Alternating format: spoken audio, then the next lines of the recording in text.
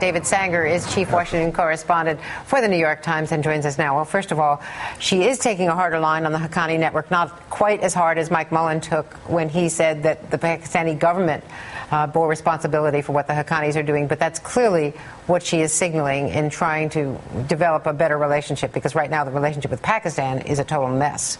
Andrea, I think you're right. She's not only signaling a harder line.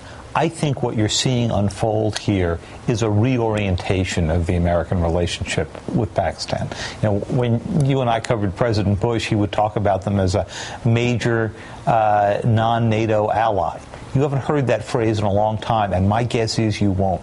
You are seeing this administration now move to a policy that is basically one of cooperate with Pakistan on those things where you think you've got mutual interests, and tell the Pakistanis that the U.S. is going to act unilaterally, perhaps in the style that they did in Abbottabad in May in the bin Laden raid, when they need to. And I think that's what you're seeing them begin to set up about the Haqqani network. And on Libya, is this a complete game changer, the death of Gaddafi? Does this make it possible for this new government, the transitional government, to actually hold their elections, move forward, and try to reconcile? It is the end of the first and biggest chapter, and you know, we're now today seeing the end of 40 years of rule by Gaddafi.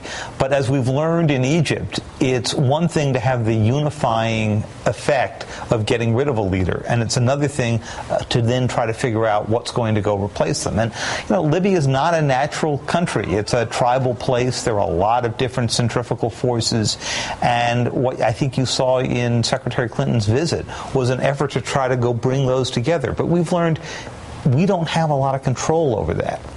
The other thing this does do, though, is I think it sort of ratifies President Obama's effort to make Libya the un-Iraq, the place where the U.S. did not put troops on the ground, but now does not own what happens from this point forward. And you heard Richard Haass say before, they've got plenty of money, they've got oil.